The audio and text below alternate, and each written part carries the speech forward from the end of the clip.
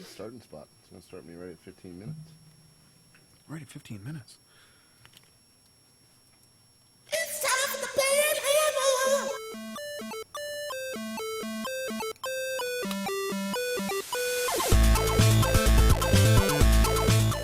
hammer! You're listening to Twankhammer Entertainment's The Bandhammer Podcast. This episode of The Bandhammer is being recorded on Sunday, May 26, 2013.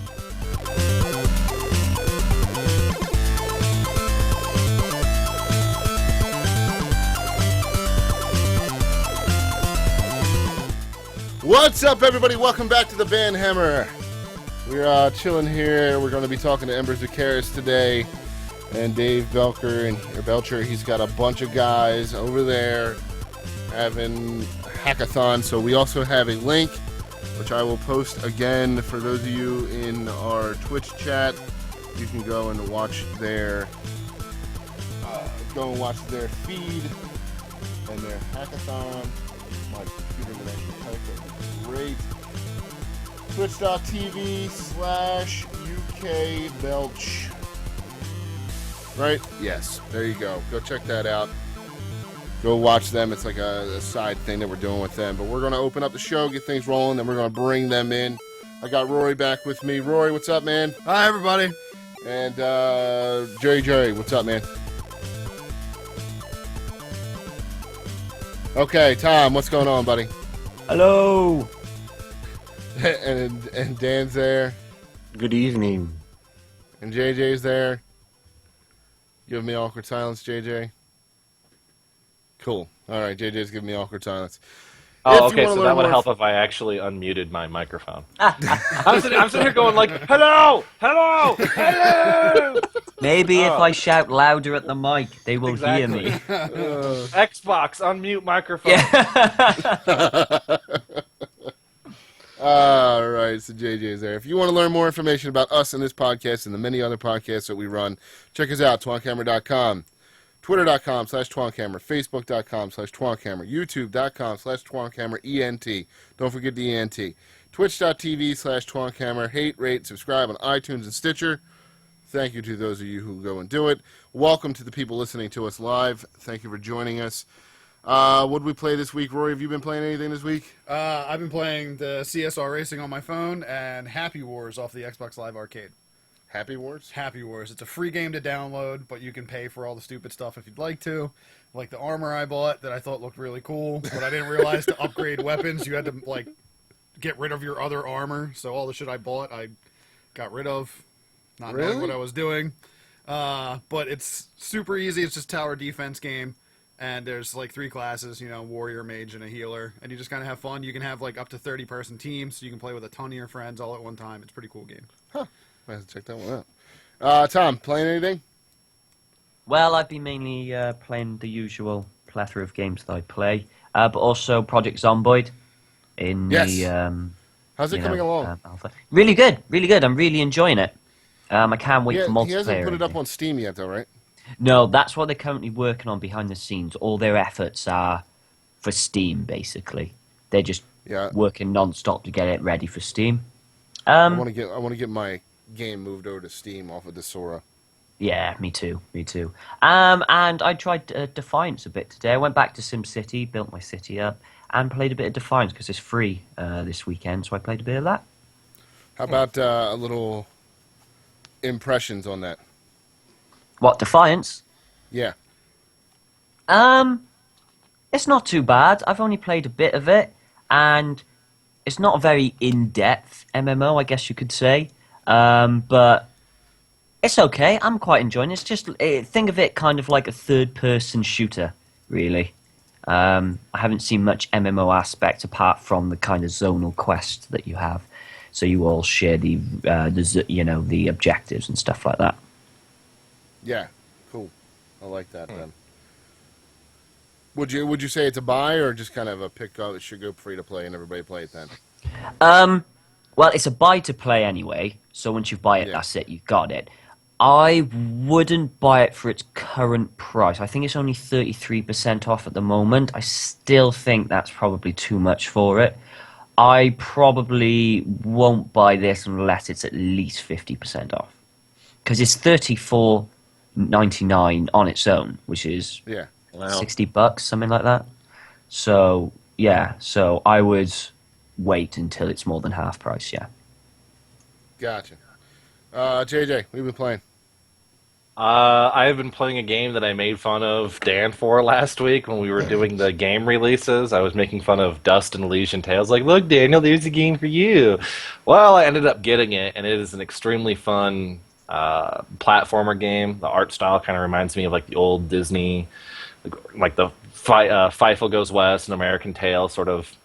And it was all done by one guy. And the PC port is probably like the wet dream of all PC ports. Controls are flawless on it. The game's amazing. So it's an action platformer in the style of it's kind of like a Metroidvania kind of game, like how Super Metroid was and how the new Castlevania games have been doing, where you've got like the different maps and rooms. You have to unlock powers to go back there. Oh. I mean, it's only Interesting. $13. It's only $13 on Steam too. I highly suggest everyone get it. It's got some fun. RPG elements to it as well. Yeah, it's really fun. Dan, what have you been playing? Well, JJ stole my thunder because I actually did go up and pick up Dust and Elysian Tale. So I've been having fun with that for the last few days. It's like JJ said, it's a really good game, well done, and I think those who like action RPG type games will enjoy it immensely. I've also been playing more of Path of Exile. Paths of Oh, right. Yeah. How's that going? It's like a Diablo 3 meets Diablo 2, actually well done. Yeah, the one I was talking about months ago when it first came out. Yes. Okay, I remember. Yep, All right. that one. Me, I've been playing Battlefield 3. Actually, I've kind of played a lot of games this week. I played some Battlefield 3. Then I played War Z, believe it or not, which I was actually surprised because as soon as you log in, like everybody's getting banned right away. So maybe they fixed something. I don't know.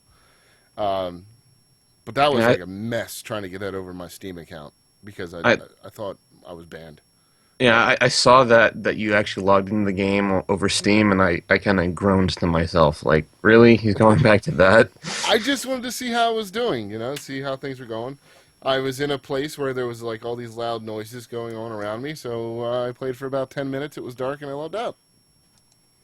That was that. It was kind of scary.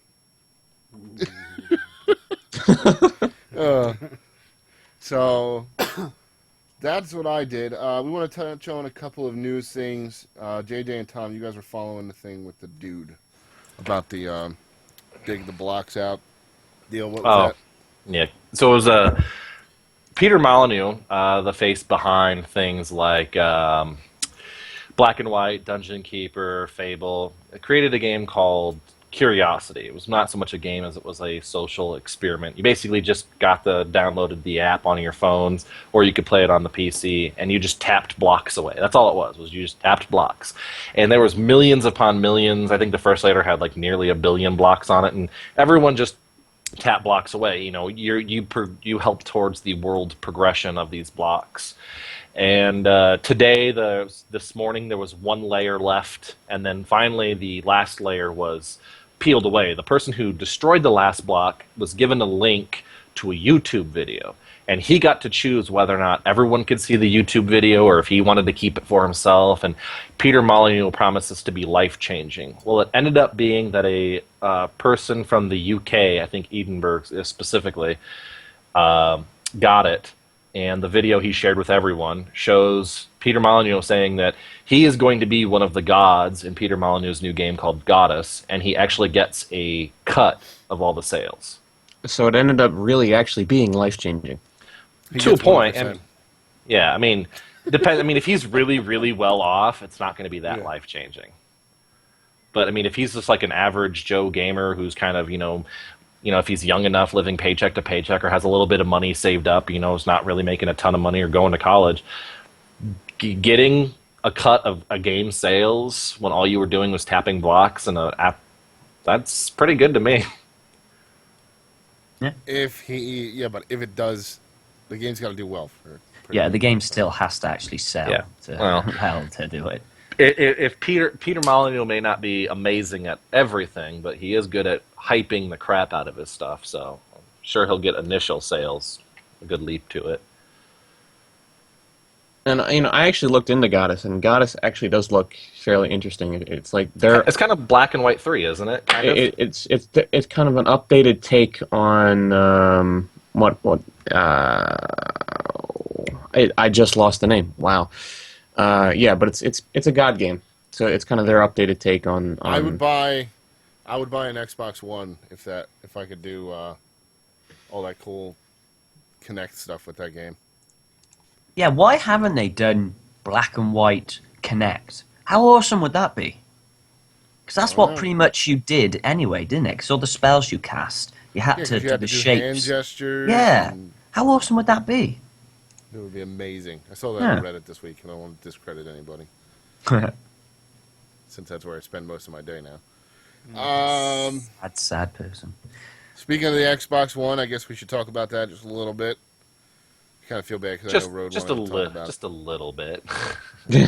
All right, I'm gonna let you guys open up because Well, how about I open up like this? Xbox One was announced this week. If you live under a rock, then that's the only reason you haven't heard about it.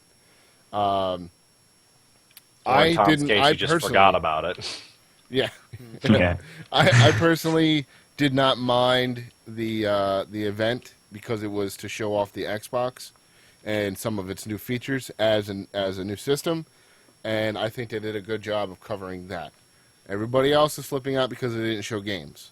Well, if you remember a couple months ago, PS4 was announced. They didn't show the system. They didn't show a whole lot about the system. They showed games. Everybody got pissed off because they didn't see the system. So it's like a double-edged sword for people now. well, So it- A really, lot of what now people are saying asking... that the Wii should have waited. Well, it is a double-edged sword, but I wasn't impressed, but I wasn't impressed because I didn't show games. I wasn't impressed because the feature set of the system they showed doesn't appeal to me as a core gamer. They don't have to show games, but show something that appeals to me as a gamer. I don't want to know how many transistors the damn thing has, or how many transistors it can run at a time. System specs are very important. So Yes.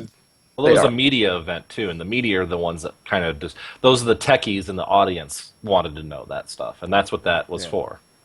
No, but even the Sony press conference showed the tech specs, but they didn't really tell us what these tech specs are going to, how many polygons, how high is the polygon count, how many different things can be shown on the screen at once. They didn't tell us any of that. They told us what the specs are, and that's great. But as a core gamer, I didn't feel like the TV aspect appealed to me. I didn't feel like the TV or the Kinect really appealed to me as a core gamer. Are those things important for the brand? Sure, but as a market that they supposedly were trying to go after, as the early adopters that are going to shell out the money, I didn't feel like the feature set they showed appealed to that demographic. It appealed to the people who are going to buy it for the kids, for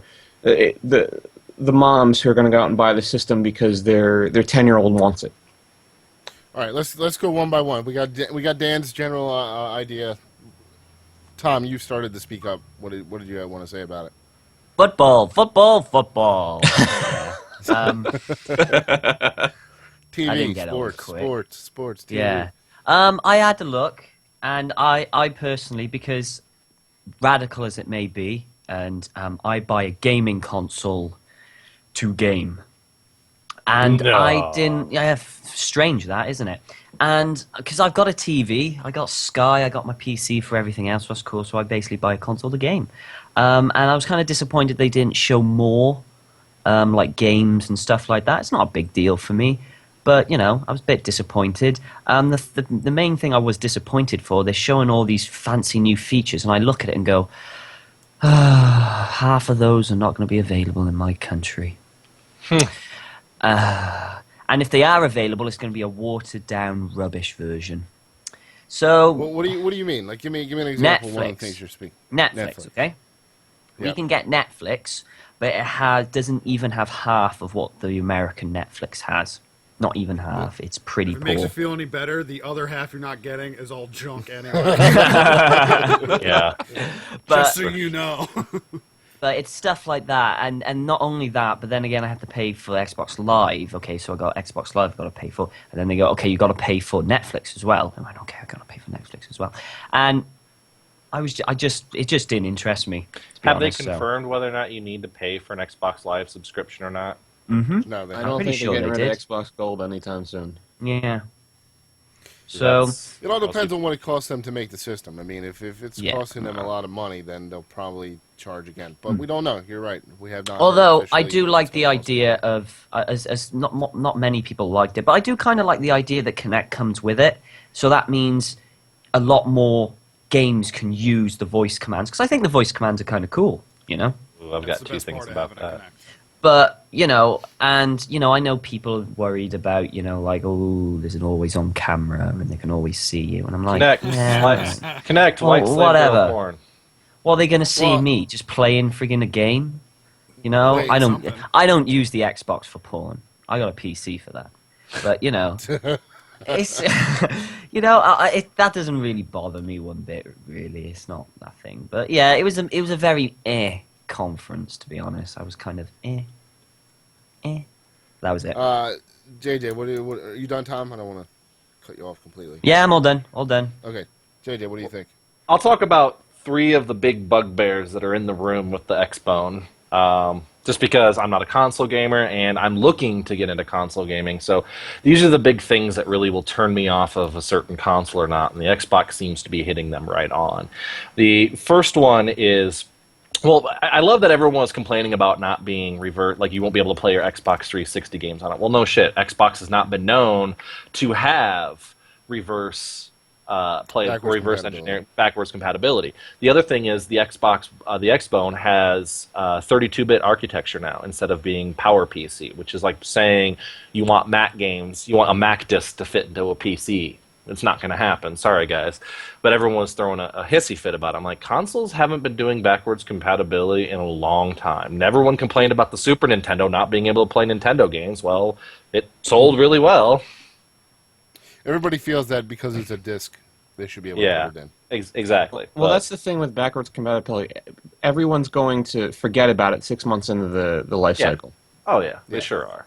But the actual bugbear about this though is that when you do buy an Xbone game, you are given a code and it locks the game into your account, meaning you cannot lend a game to somebody else. It makes used games obsolete. They're talking about how used games, you can buy them, but you have to purchase an additional unlock key for it. So in addition to paying for the used price of the game, you now have to pay for a key to attach it to your account.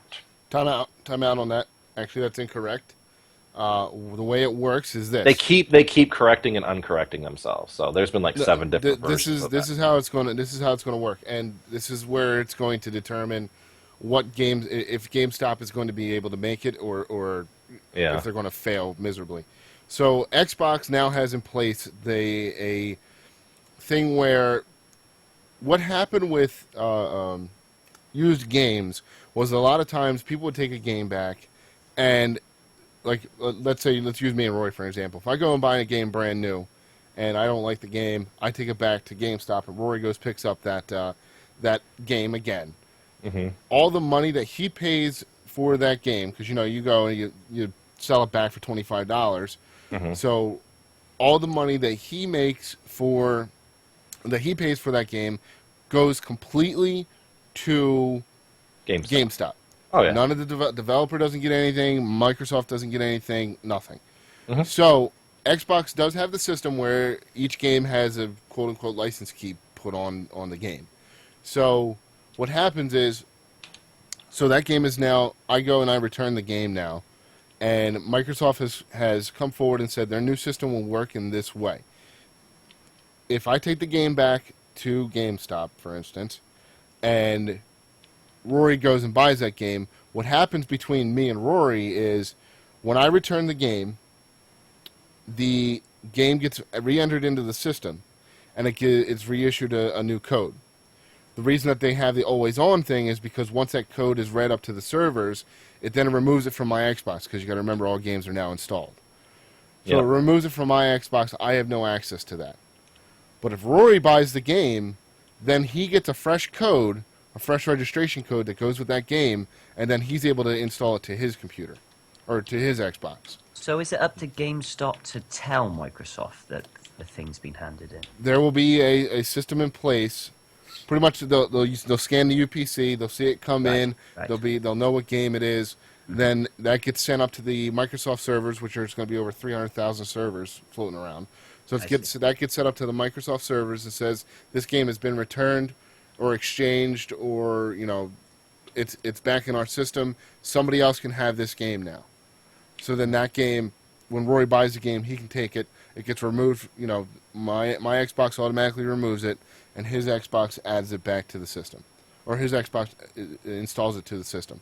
They have said that Rory's not going to be charged a fee for me or for buying a used game. It's going to be GameStop, which now they have to, when selling used games, they have to now provide part of that used. What they can sell it for whatever they want. Part of the proceeds that they do it for has to go to Microsoft and the publisher of the game now. So they're losing. Companies like GameStop are now losing that huge money circuit that they used to deal with. It was like, oh, buy this used game. I don't want to buy a used. I want to buy it new. No, Yeah. we heard many stories of people getting pissed off about. Can How I, that will have happen. they done? Because the best thing that I think console gaming has over, say, like PC is What's that? well, Sorry, Tom. the great thing that the console gaming has over PC, which I believe, is the fact that, well, what happened Friday, I went over my mate's house. They Yes. weren't sure about gaming and stuff. They weren't sure what Right. games they'd like. So I brought Mass Effect and Mass Effect 2 over. And I said, Right. give this a go, see what you think about it. They stick it in the Xbox 360, they start playing. Okay? Is that possible with the new system? Only if According you log to- in. You have to That log is bullshit. Yeah. That Right is now, that's awful. like the biggest thing that a lot of people are bitching about. That is horrific. in. Well, and how does things like Redbox work? When people want to try out a game to be like, Yeah. I want to rent this game this weekend to see if I want to buy it or not. How does Redbox going to work? Where the way I was- Redbox is it'd going to be a work, it's going to have to temporary work the code, wouldn't it? exact same way that GameStop does. Anytime you rent a game out, it takes that code, removes it, or you get the new code. Then when you buy the game again, it removes it from your system. And that's also going to stop you. Well, JJ, since you're a frequenter of Reddit, you've seen where people get the discs and it's like just a copy of the disc, Oh yeah. right? Yep. So that's also going to help. I think it's going to help deter that. But I really think that the thing is going.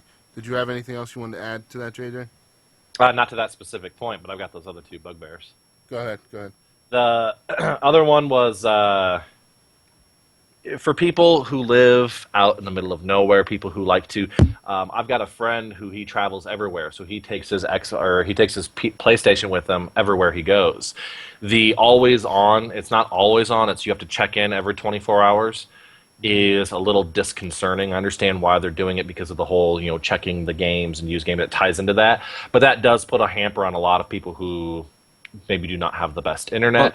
No one actually knows when you actually have to check in. That It says 24 hours. That 24 hours was an arbitrary number that the CEO or whoever they talked to threw out. That wasn't Right. actual fact.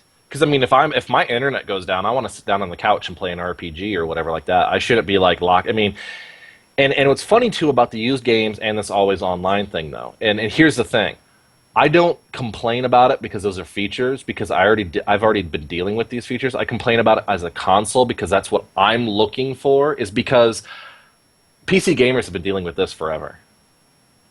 Steam's offline mode just does not ever work properly the way it's supposed to. PC gamers can't rent PC games. I can't loan Tom a game off of my Steam library anymore. I can't you can't buy like a used MMO anymore. There's a lot of games out there you just can't buy, and so I'm used to that as a PC. So my looking for a console is for when crap goes down, when the internet goes down, when things go down, when I want to try out games. That's what I want a console for. Yeah, I'm Yeah. with JJ on this one. Unless it's a sports game or GTA game, because Rockstar do crappy PC ports, I'd always buy for PC because I just think it's better. Otherwise, if I can't go on my PC or I don't fancy it, I'd always just go to my console just for a bit, just to play here and there. Right. Or like when your Well- internet's down, or when you're Yeah, traveling. 'Cause I yeah, hate lugging my. exactly, yeah. I don't have a laptop, so I don't want to lug my PC around. But it'd be awesome just to stick my, PlayStation or Xbox in my backpack with a controller and take it with me. Yeah. Well, let me ask Rory. Rory, since you're Yep. predominantly a console gamer, does the always-on idea bother you? No. If it did bother you, why would it bother you? I don't think I have. That to me, it doesn't bother me at all. Like, I have no irrational thought about like always on cameras, anything like that. You know what I mean? Like, we've never had huge problems out here internet wise. It's Yeah. only been improved and improved, especially since Verizon came out. That thing's a masterpiece. You know what I mean? Like, it's always been great with FiOS. So like, if it always has to be on, and like with the back and forth trading of games, whatever, man. Because I'm assuming. If it's basically, because what I read was similar to what you read, that basically your code gets removed, but it doesn't have to be through GameStop. Like, I could just give you that game and take it off of my Xbox myself, and then you could play it on your Xbox. Oh, really? Yeah. Oh, can you actually do that? Because that would I solve believe my big. so. What it would be is basically like, I would have to take it off my Xbox, and then when Sam goes to put it in, it would re-register on his Xbox to him. Right. Okay. You know what okay. I mean? You still. So yeah. maybe some of the codes and stuff, like if there was like premium content or anything like that, might be used up already for my copy. But he would still get the game, and especially considering I could throw the game at his house and probably hit it. It's like there's a lot of yard between us. It's a long walk today. Remember when I drove over yesterday? Guy lives like literally a football field away from my house and he drives over. Not even a Easy football field, like a bastard. baseball diamond. I love being American. Okay.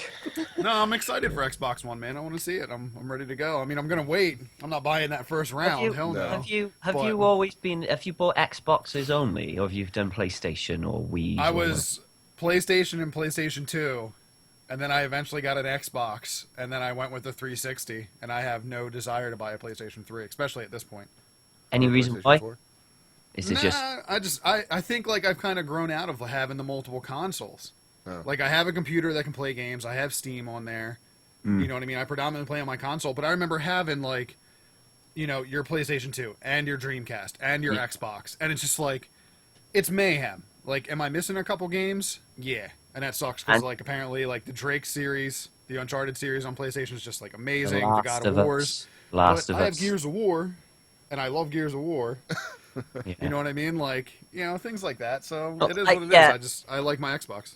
Yeah, I get what you're saying because most games, I would say about 95% of games will go multi-platform Yeah. Yeah. anyway. So you're only missing those select few. Although that's The Last of Us on the PS3 looks so good. I wish Well, I could. I Everyone really- needs to get out of that though. Like all of them need to get out of that.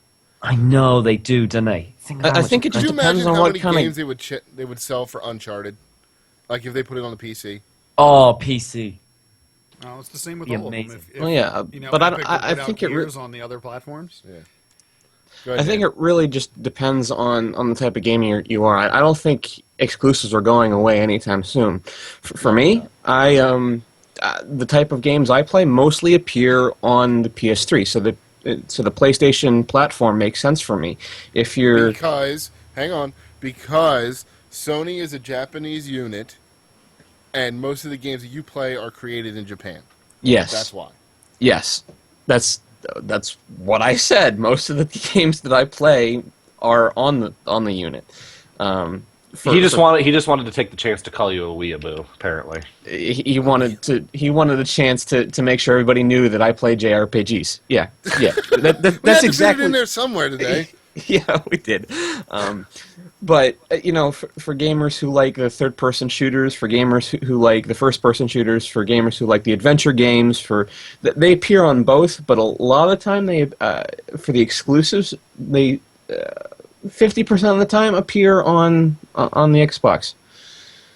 So it really just depends on the type of gamer, and I really don't think exclusives are going away anytime soon. So.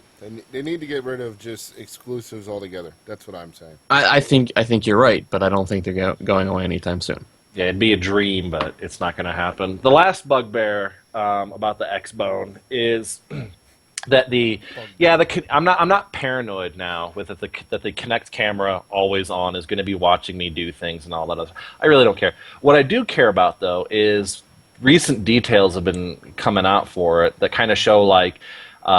When you start a game, it's got facial recognition, and if it detects other people in the room with you, it's going to ask you to like, what's their name, so I know for next time, so it can greet you. So you can be like, open the pod bay doors, X-Bone. They're like, I can't let you do that, Jaycock 9991360 hit it, whatever your name is, and I just think that if they do go with that, they're going to put out a release. A year later saying 90% of users are named. Fuck you, Xbox, just play the damn game. Yeah, but that might be something we can, like a feature we can turn on and off, like the voice recognition or Yes, like the you're microphone. able- You know what I you're mean? able to Like disable it. we can might just off. Yeah. But that would be pretty cool, though. It's like, oh hey, Sam's here. He didn't bring any fucking pizza.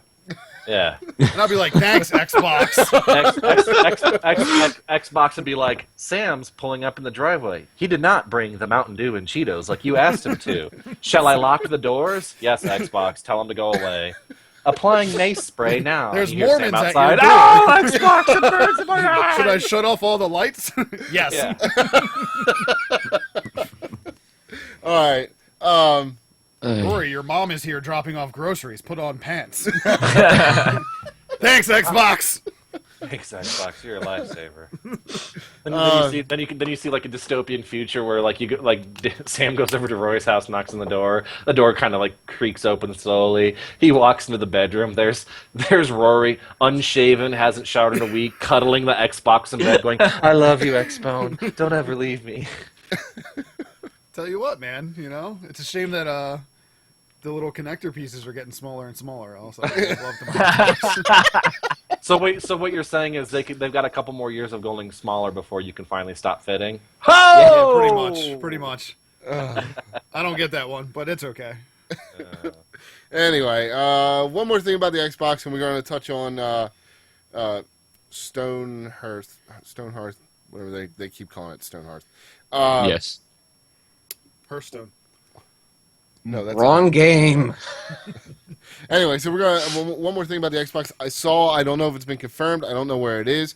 It really pisses me off. But if I'm sitting there watching a movie on my Xbox, the Xbox can detect how many people are in the room. And once it knows how many people are in the room, that's not actually confirmed. It's just people theorizing. That was on Reddit. Like if the RIAA decided they wanted to have like this DVD has a maximum of 10 watchers or whatever. No, yeah. they actually have a patent out for that idea. Yeah, there's a patent out right now. Oh wow. What? That's why I have a What DVD is player. this?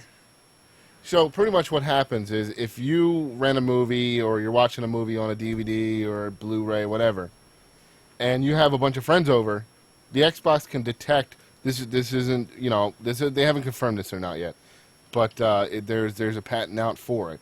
The Xbox can detect the number of people that are in the room. So if you have like 10 friends over, you're watching Fast and Furious 6, it can detect how many people in the room, and then it could say you need to purchase more licensing to watch this movie. But what if I have I have like a statue in my room or whatever? Yeah. That's like detecting that instead. My 8-foot Well- Hulk statue, then Right. Well, that's the thing. The new Xbox Kinect's gonna, has the infrared. It can detect heat signatures and so on and so Well, you forth. just So have to I'm not gonna make pay camouflage. a licensing fee just because I own 3 dogs and wanted 5 friends over. Yeah, I know. They're actually red. punishing you for having a social life. I mean, what the Right. hell? Yeah. Yeah, well, if we would just watch the movies together over Xbox Live, we wouldn't have this problem, guys.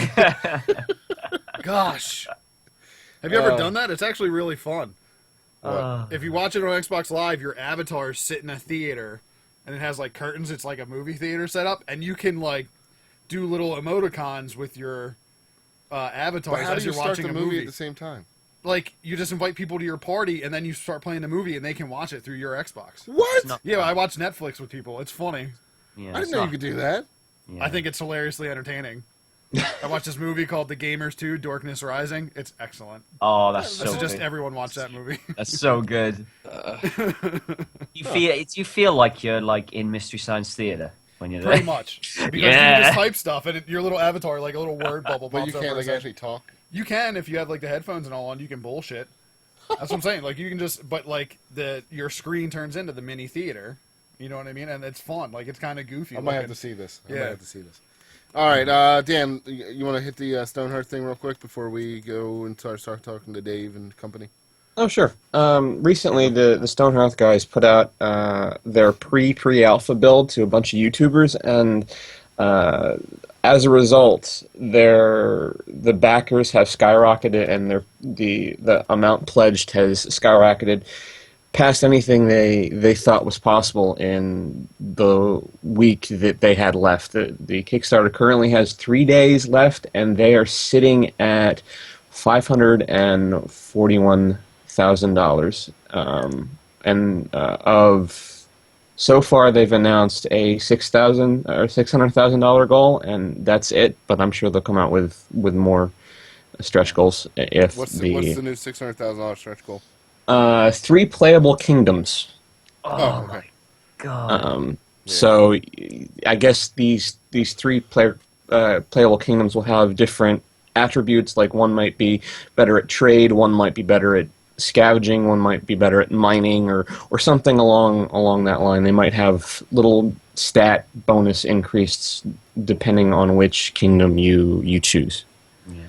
I'm so glad it hit co-op multiplayer. That Oh, was so am a I. biggie.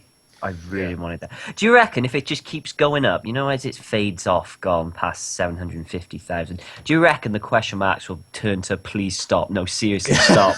Please.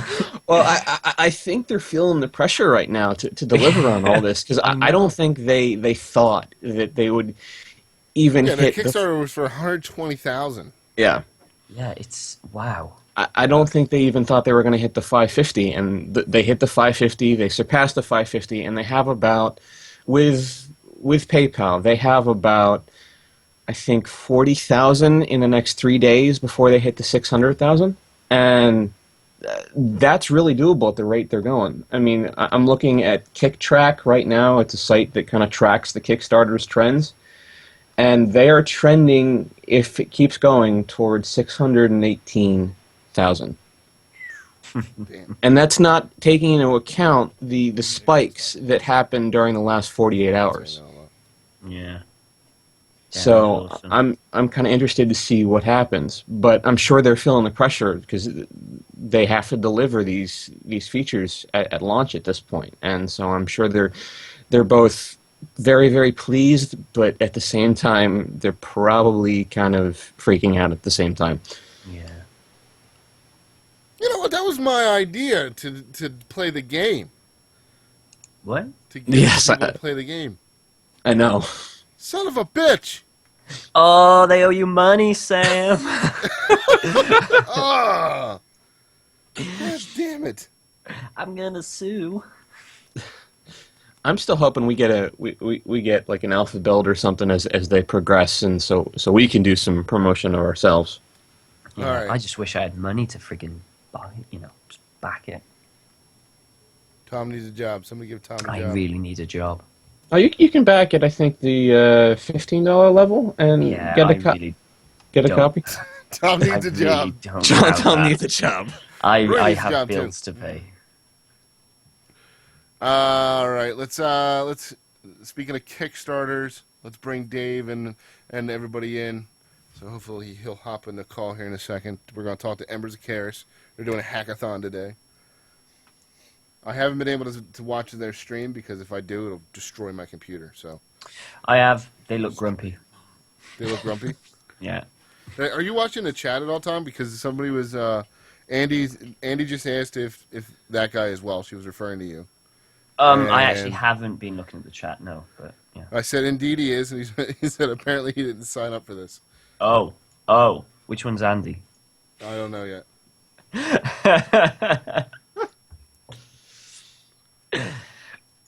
Alright. So we're gonna bring in Dave if he's paying attention on Skype.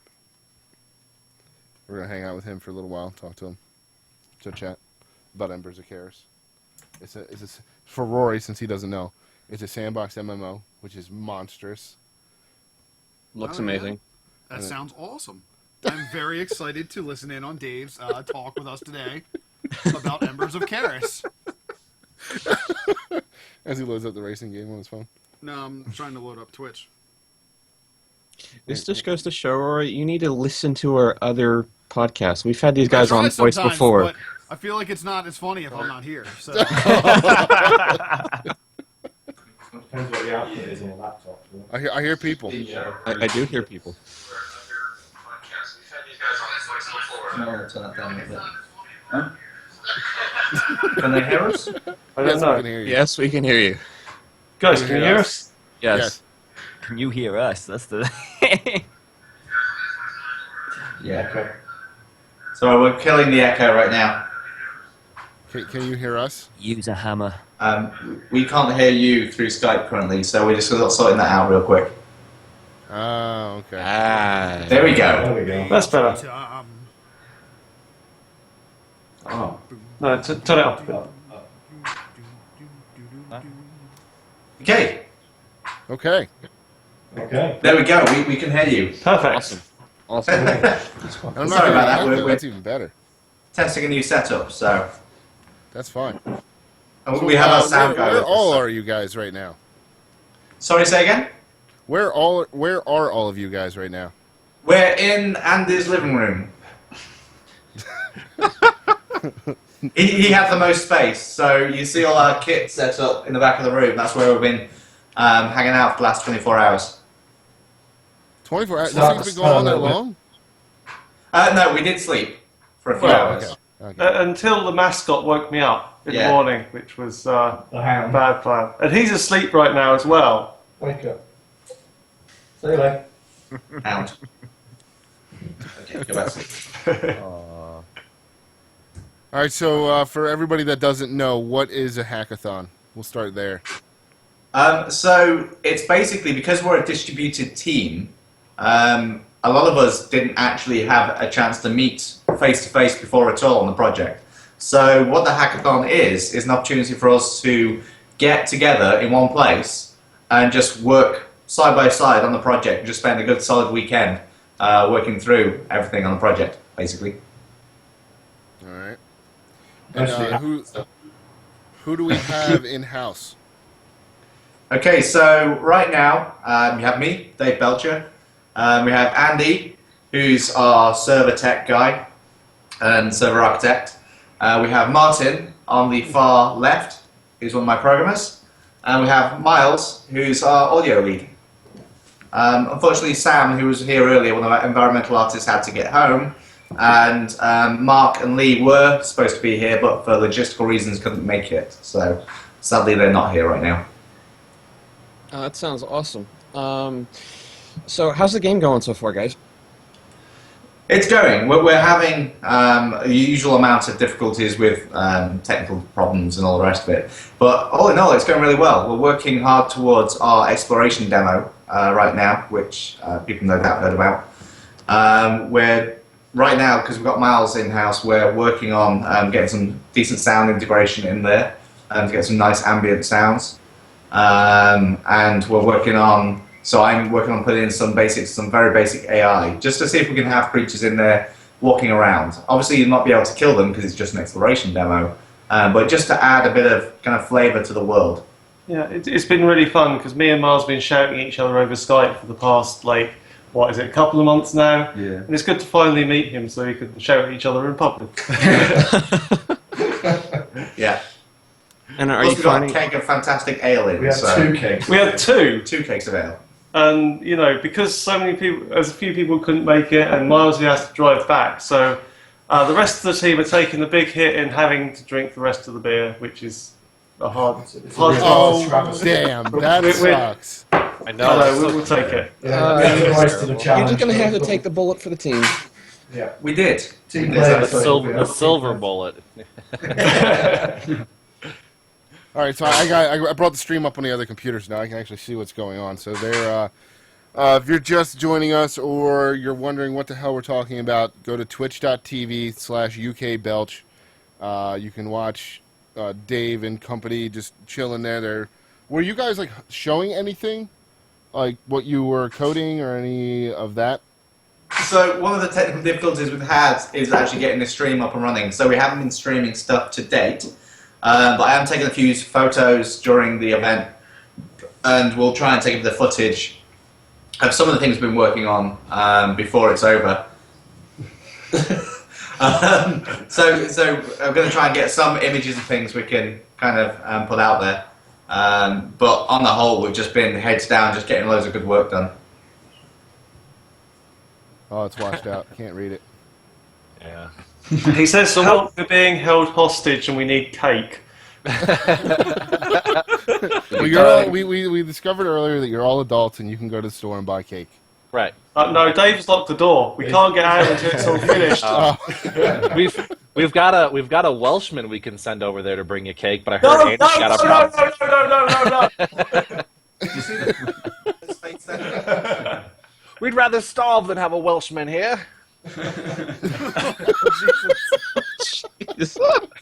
Sam, put it on the Twonk Hammer American Express hard. I'm gonna go over and get him cake. Yeah, Yeah, you're right on that. Actually, cakes. So my question for the team is, you won't, mate. Jaffa cakes. What'd you just say? I said, you what, mate? Yeah, that was a terrible accent. Yeah. It's awful. We have Now you know. Now you can feel my pain. We try to make fun of Tom all the time, but So, what have you guys?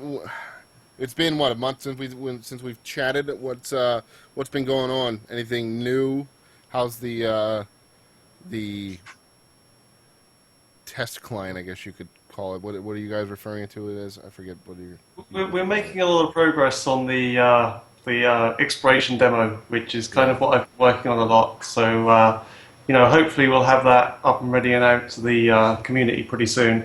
We're just working on a few issues with that at the moment, and also on the main client, trying to get everything integrated and together. We're still at a reasonably early stage, so we're going to have to get hopefully the demo out soonish. Yeah. I mean, definitely want to get out to the Platinum guys so they can start having a look around it and give us some first look feedback on there. One of the things that recently happened is Havoc brought out the latest version of their engine. So we're in that weird situation now where we have to decide whether we want to do the upgrade to the latest version of the engine, which is a fair amount of grunt work to get working. And the reason why we might not is because they've removed the web vision functionality from it, which was what we're going to use to deploy the exploration demo via the browser. But we might be able to engineer that in, so use the older code and do the upgrade ourselves. So we might still be able to do that. But the new version engine, it adds in loads of really cool features. Good stuff for the artists in the way that they build the world, the way they handle their assets. They've added in like new features like MSAA, so a new version of MSAA to give the visual clarity. And we fired it up earlier, the new editor tools, we fired up earlier to have a look at our scene, and everything looks fantastic in it. So, and we're quite keen to upgrade to that. So that's one of our big things right now. And some of the sound. So the sound guys have been doing some fantastic work on all the various different things, from ambience to footstep sounds to animal sounds. And I don't know, what are the sort of things you've been working on, Miles? We've got footstep sounds for most surfaces, snow, rock, that sort of thing. Are you creating all this stuff on your own, or are you buying? Yeah, we've got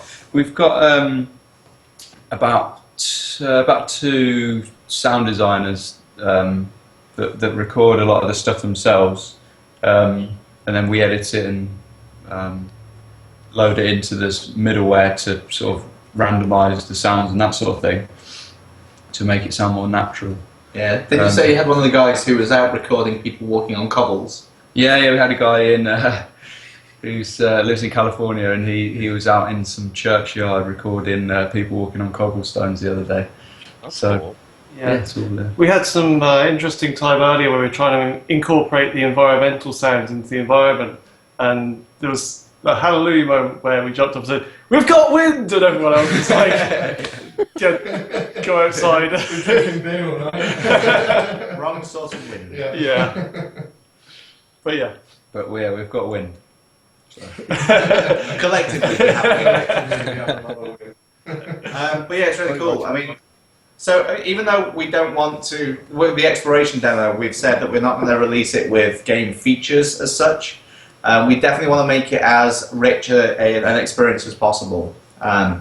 We don't want to just say, well, here's some terrain and you can run around with it in first-person view and that's it. We're trying to add it in so it has the awesome sounds that you really expect to give you that real feel of the ambience of the area. We want to try and put in. So one of the things I have some of our junior programmers working on right now, it's a bit of an exclusive, but they're working on connecting into the Caerus clock, as I call it. So on our website, we've recently added there's a date and time readout that shows you what date it is within the world of Caerus, and also what sort of time and time of year. Just to give people the feeling that the world of Caerus is already up and running, and this alternate universe is there, ticking along, just waiting for them to join it at some point in the future. And we really want to tie all that in together. So the junior programmers are currently working on that integration so that we can tie the time of day within this standalone single-player client into our server, so the time of day is reflective of what time of day it is within the actual Caerus universe. But also maybe add in the seasonal aspect. So have it so it actually does that seasonal changes. So during the Caerus winter, the exploration demo will have snow on the ground. And maybe if we can get it in also during autumn, maybe the trees have like colourful leaves and things. Just really to add just more vibrancy and give you a real feel of how the Caerus world is going to feel. But again, without all those kind of game features, which are going to be obviously going through many rounds of balancing and testing before they're ready for consumption. What do we got there? We got a question. Is the exploration demo going to be free, and does it come out in the near future? So yeah, so it's definitely going to be free. When it first comes out, it's going to be the Platinum Club are going to get their hands on it first. That's their right, because they're supporting us like financially and just with their passion behind the game right now. They get to see everything first. That's a given. So they'll get their hands on it first, and they'll get to have a good look around on it and give us some initial feedback on whether it's ready for kind of global consumption. Once it's ready to release, it'll be out there. You can connect to it anonymously, so just download it and run it and have a little run around and explore. Or you'll be able to kind of log in with your community account. And if you log in with your community account, you can actually play the gamified aspects of things. So within the world, to make it that exploration demo, to encourage people to explore, we're actually going to add in little things to find, so little Forsaken Dragon idols. We're going to hide them in various places throughout the exploration demo. It could be just behind a random tree, or in a hidden fishing lodge, or it could be in the middle of a catacombs or one of the deeper dungeons in there. We're going to hide these things around. And if you're logged into a community account, each time you encounter one of these things, it will flag it up on your account. And the first person to find every single one of these hidden idols, we're going to celebrate that and give them a bit of a prize. So you will be able to use it anonymously, but it would be worthwhile to kind of join the community, join the conversation, and to use that to kind of embark on this bit of a competition with one of them. If you guys haven't checked out Embers or Caerus website, you can tell that there's a lot of very close-knit people that are kind of building a relationship with the team that's developing the game, as well as, you know, the community itself. They're all coming together. And you guys are constantly, like, picking up new people that are just kind of community members like, hey, I want to help in doing that kind of thing, right? And that's where you guys are getting most of your junior developers, correct? Oh yeah, definitely. I mean, we come from the community, and we're all about the community. Like, we started this project as just a group of passionate gamers who just happened to have the right skills, and we believe the right ideas and how to make this the ultimate kind of sandbox style game. And we've been very, very, very lucky, and we've been able to kind of draw similar-minded people to us who also have the skills that are needed to help us reach this goal. And we recently put out that call to arms, where basically we want people to know that if you do have some skills, it doesn't matter if you don't have a formal educational background in that skill. Like, if you can do something cool, come tell us. And if we're able to make use of that, and you have the passion to want to spend your time to contribute to the project in that way, we'll definitely take you on board. So yeah, we've been very, very lucky in that regard. The people, I mean, as has always been, the whole team's voluntary. So everyone who works on the team, they're doing it just because they believe in the project. And I think that's really powerful. You know, Tom has been taking some kind of side classes doing some audio stuff. Just putting it out there. It's not anything technical or anything like that. It's Tom, very you basic. know. But I am unemployed. And he can bring cake too. He can bring lots of cake. And we could send Yes. we could send Tom with Jaffa cakes. Yeah, I can bring a load of Jaffa cakes. Well, Okay, we're very Done. close to Wales, so just head on over. Yeah, and right. we'll see how we do. Right. Yeah. We're actually in Cheltenham right now, so it's just over the border. Oh, yeah, that's not that far. There you go. Oh, yeah. Right over the border. Why didn't you guys say that earlier? It's right across the border from that Welsh town, going Cotondo Blog or whatever the hell fucking Welsh people It's name near it. Gloucester. Oh, near Gloucester. That's easy, yeah. You mean Gloucester? Gloucestershire. Oh my god. And Dave, I know we talk about it every time, but what is the platinum members for people that are just listening in or listening to you guys talk about this for the first time? What's what? Sorry. The platinum. So the Platinum Club. Platinum Club, So, so I'm going to go back a little bit. So when we first started the community, we were getting harangued by them, just asking for ways they could help contribute to the project, and they just wanted to donate money to help us with with our various different kind of costs and fees and things. We didn't want to do that without being able to give them something back, so we started a supporter plan through our community site. So with the supporter plans, you can basically subscribe for between $5 and $20 a month, just to give us a trickle of money, and it all goes into the pot to help us pay for all our various running costs. And for each of the different kind of supporter levels, we give a few rewards.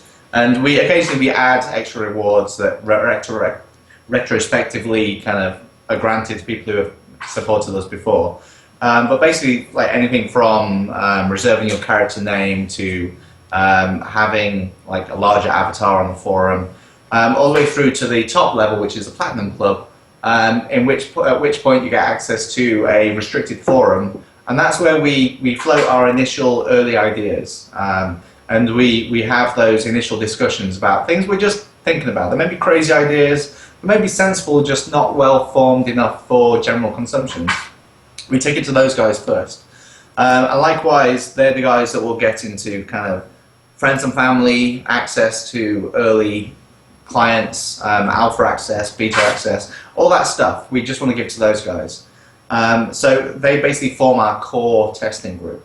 And many of those people have been with us from the start. And some of them are brand new. We have some guys that join us and then jump straight into the Platinum Club, and we're so thankful for those guys. But they're very much what have kept the studio kind of running on a day-to-day basis is the donations from all of the community, everything from $5 up, but particularly those Platinum Club members who really are kind of committing everything they can into the project. And we even have some guys that actually subscribe to double Platinum Club, so they're actually putting in twice the amount every month, which I'm speechless. Like the amount of generosity the community has to help us reach our goals. So it's pretty fantastic. So, for those of you, you can kind of think of yourself as like a bit of an investor towards the game. You know, I mean, you may not get cash back, but you're getting a game that obviously all of us that are here at Twonk are interested in, because we obviously, well, this is now the third time we've actually sat down and talked with you, but now we have the other guys as well, which is awesome.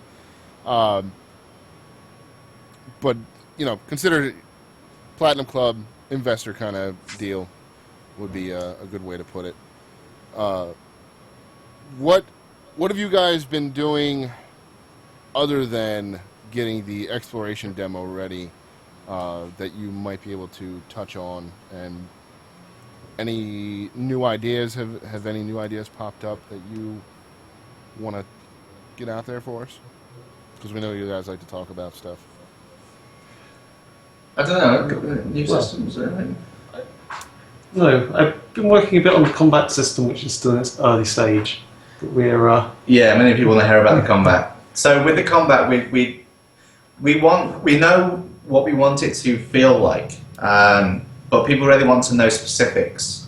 So we've said before on these podcasts that we know it's going to be active combat. We know that kind of blocking defending is going to be a large thing. I know it wants it to be visceral, but the specifics, we don't want to turn around and say it's going to be this, even if this is going to be like a massive hype beam for us, until we've managed to prototype lots of different approaches to how to tackle the problem. It's something we have a lot more work to do on, and you know, that's one of the things I've been working on personally, and you know, it's not there yet.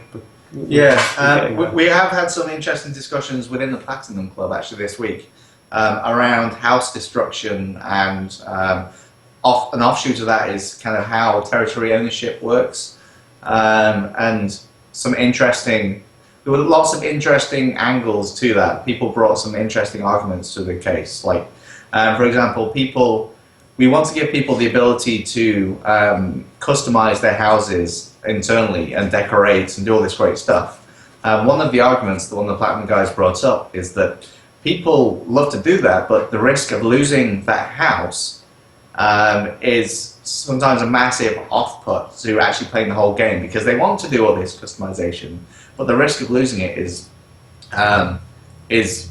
pretty painful for them to even bear. And I'm pretty sure that once people have realised the whole kind of territory control system and how that will protect their houses, and also the amount of work that goes into siege systems to actually be able to destroy your house, it should reassure them that their house isn't just going to get knocked over on a whim. But there's some interesting discussion around that. And on an offshoot of that, we talked about the actual territory control systems themselves. And one of the things I shared with the Platinum Club, which I'll share a bit now, is the different sorts of housing and how that territory control actually is implemented. So, I mean, one question was, given the territory control system and the fact that you have to have permission to build a house within the sphere of influence of a territory owner, can I then just build a house in the middle of nowhere? And the answer to that is pretty simple, that yes. If the place where you want to build your house isn't owned by anyone, there's nothing to stop you just building a house there. And you will have a degree of influence over the area that contains that house. So you can build kind of annex buildings like outhouses or a bit of farmland or whatever, and that's not a problem. But because that's not a territory controlling structure, there's a distinct difference between residential and territory control buildings. Because you don't own a territorial controlling structure, if somebody else comes along at a later date and builds a territory controlling structure, be it a village hall, town hall, military structure like a keep or tower, then they will essentially take control of the land that your house lives in, at which point you become subject to their rule, essentially. Unless you stop them from building whatever they're building by whatever means you have available. But if someone then takes control of that territory, because you're not a territory controlling structure, you don't really have much say in that. So you become their subjects, as it were. They're bitches. Not the bitches. No. But yeah, so this is the whole thing. Like, if you want to control territory, you have to build those territory controlling structures. And what that does on the side, it also, so for your home, your residential home, it makes it less of a structure that people want to destroy, because ultimately, if they take control of that area by taking out the territorial control buildings, it means they gain you as a citizen of their new territory. And with some of the underlying territorial systems, the more people you have living in your territory that are happy with your rule, the more powerful your territory becomes. So it actually makes sense when you're conquering new land to not only leave the farmers and everyone with their land, because you'll take control of them, but also try and kind of make friends with them and say, well, I'm taking over your territory, but I think you will be a great subject to us, and we will give you tax breaks and whatever.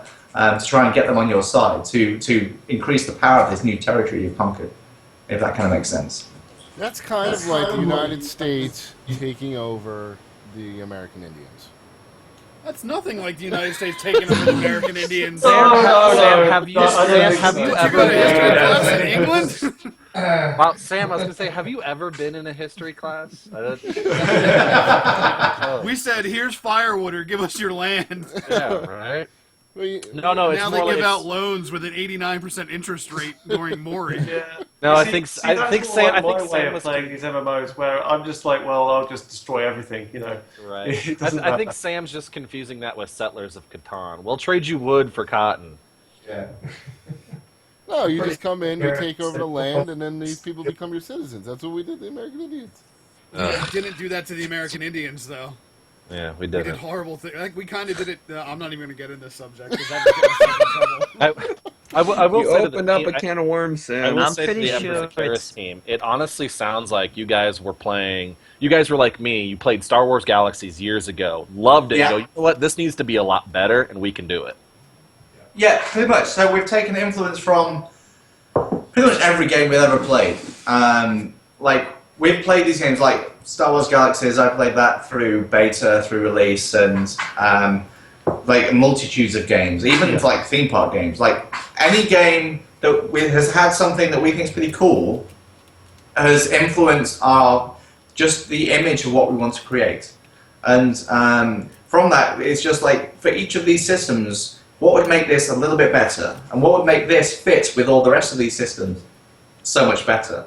And that's exactly where we're coming from with this. To make the whole thing meaningful. And then, I mean, then you can take it to the next level. So if you're controlling a territory, we want it so you can decide whether you want to have a dictatorship or if you want to have a voted for government. So and then that's going to affect the actual control mechanics. So if you control territory, say you have a town, as an example, and you have a town hall and defensive structures, and people come and build in your town, and you build amenities like fountains, like fluffy things, a marketplace, and all these various kind of town buildy things. This is all going to increase the prosperity of that town. And kind of like the old Stronghold games or similar games like that, the more prosperous your town is, you will start building a population value, which is kind of under the not under the radar. I'm thinking too much ale. So rather than actually seeing more people walking around, this is just like a figure or a ranking for your town. The more prosperity you have, the more kind of latent tax you'll bring in. So it gives you that whole town management thing. If you set up as a dictatorship, that would be a lot harder to accrue because you have to you have to provide more kind of nice parks and have a much lower tax rate to be able to build that that prosperity rating. But the counterbalance to that is the fact that you will never get voted out of office. People will have to take it by force. So, like, I used to play Master of Orion 2 many years ago, and there's things like that, like when you create, you can create your own race. Races have different various sort of attributes, whether they're particularly creative, not very creative, or high survivability, all that kind of stuff. And it's kind of bringing that aspect of it into it. So you could have different sort of, you could be a democracy where you maybe generate more money, but you have to work a little bit harder to keep your population happy. Or you can be a bit more like like despotism or something like that, where you basically tell people what's going on and they like it or lump it, but productivity perhaps isn't particularly great because people don't have access to everything that you would have access to in more of like an open market, or what we would consider to be more like a Western civilization. Yeah. It's kind of aspects like that, really. Yeah, exactly. Like, you'd be a dictator, so you can never be voted out of office, but you have to work harder to get prosperous. Or you can set up a voted for government, in which case it's a lot easier to make the town prosperous from a prosperity rating, but you also have to make the players happy so they don't vote you out of office. So it's just balancing that. And this is quite similar to the crafting systems, where you can just hit the auto craft, and the goods won't be as good, or you can go through the manual process and the goods will be better. So it's that similar sort of introducing choice for the players, so they can set up their empire however they wish. You could almost think of the whole game really as kind of a rather elaborate social experiment. Yeah. Because different people like different things. Different people want different things. Some people are quite happy to just be sat there and told what to do, and they'll quite happily go and do it. Go and get me some wood. Oh, okay, I'll go and get you some wood. Yeah. Or go and be creative. Oh, okay, well, I'll go and think up some things to do. It's almost kind of like that, and it's up to the people within the game as to what they are happy with doing, and for that reason, populations are likely to shift around. And not everyone likes to do the same things at the same time. It's like, you might want a period of time where, I don't know, maybe in the real world, heaven forbid, you're actually busy, and you might just be happy to just sit there and just do what you're told, rather than actually going out and seeking any opportunities of your own accord. Yeah, so that's the epitome of a true role-playing game, really. Because there's many roles you can play. You have the person who just wants to go in and play the adventurer and go off and do missions people. You got people who want to go in, just be a crafter and craft things. Then you got people who want to be a mayor of a town, or a rampaging warlord. And it's all of those things together that makes the world alive, that makes the game the ultimate success that I believe it can be. So. Do you guys ever stop and go, Jesus Christ, for making this game so overzealous, so overly complex? Every day. Yeah. Probably, but sometimes. So thankfully, we were talking about it earlier actually, the way my mind works, I'm able to kind of dissect things. And thankfully, for most of these systems, the actual implementation mechanics of them are very simple. And one of the things with game dev, it's smoke and mirrors. It's the illusion of complexity using the simplest possible approach. And it's how you can give that real feel of a complex system, actually make it really simple underneath. And that's kind of the key balance, I think. Yeah. And sorry, somebody just asked, can animals kill you? Hell yeah. They will stalk your ass if you're in the wilderness. Yep. They will hunt you down. In fact, we've even got one here that's going to stalk you down and hunt you. Yeah. As soon as you finish sleeping, he's going to stalk you. Yeah. And eat your face. He will sneak up. The hunted becomes the hunters. Yeah, well, so I don't know if you guys, if I mentioned it to you guys, but we actually coined the new phrase, EVP. So you have PvE, which is player versus environment, but ours is EVP, environment versus player. Like, the environment is going to be, in the wild areas, hostile as hell. You just coined a new phrase. I coined it just now. Coined a new phrase. Just now. Yes. Heard it here, folks. First time. You've heard it here first, EVP. Yeah. So yeah, so environment versus player. Like, if you head out into the wilderness, because we're having the dynamic ecology, there's no static spawns. Like, the wolf pack will be out hunting, and if it's hungry and hunting, and you're in the vicinity, it might just hunt you, the whole pack. None of this kind of tagging them, then running away, and waiting for them to reset. They will hunt your ass down. Yeah. Now I want you to put velociraptors in the game. Well, now Oh, hell yeah! You just come The, up with the best idea I've ever heard. the very first character I'm making is going to be named Bear Grylls now. Yeah. Doesn't he sleep in But a hotel? as long as my character can craft drinks out of my own pee, I'll be good to go. Interesting. Let me just write that one down. The ultimate survival. You have to go out there and live off the land. Oh, sorry. The person clarified. Not he meant the exploration demo. No, in the exploration demo, they will just run away. If I get my AI right, they will just run away. They will flock around the island in flocks. Oh, herds. Yeah, herds. They will herd around the island. Velociraptors flock, but They do. just general animals herd. Yeah, But yeah. but they will just herd around the island and run away Okay. from you if you approach. All right then. No real interaction Go with ahead those. and sneak a pack of Velociraptors into the exploration demo. You'd Because that have would to be- ask our art team. I mean, I'd be happy with it, but the artists might That be. would be on DLC. Yeah. I mean, there's no artist here. I'm sure we can commit to Okay. that. Yeah. Yeah, Neil will do that shortly. It's all up to the artists. I'll get them on that. He's working on it right now. But see, you wouldn't even need to put, like you said, you need to make it complex to the simplest. You wouldn't even need to put Velociraptors. Just have the grass rustle to scare everyone. Just the sounds. Yeah, Just sounds. Sounds in the long Just run. play with the mind. No, that wasn't even anything. Right, Right. we can I process would it. put that game down in a heartbeat. I'm done. There's something in the woods. I mean, I've got a minute played in Amnesia. I think Raptors would just be. I can't play this. Sorry. Well, there's always the fifth island. Yeah. As sponsored by Island. Egypt. It's all right. We only have 4 continents in our game. Yeah, we don't have the fifth one.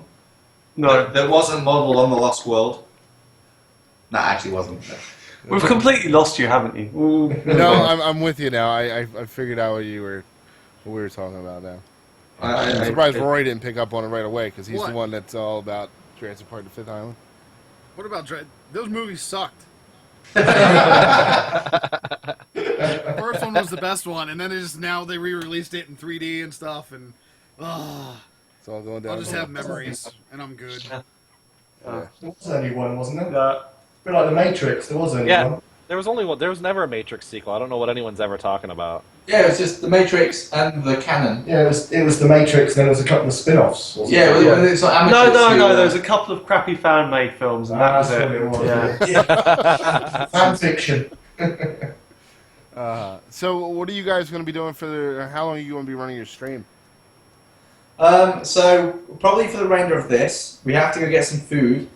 I have to Then we go to the toilet as well. I have to go to the toilet as well. Yeah. So Yeah, if Dave unlocks the door. Yeah. yeah, to the He's toilet. not the toilet Now door, does he- right? I like how Dave locked Andy's door. I think that's the best idea. Does he do it? Does he do it like in? Don't ask me how he did it. Some sort of key ninja. Now does he What's do that? it like in grade school, where if you have to use the bathroom, he gives you a key that's attached to a big wooden block?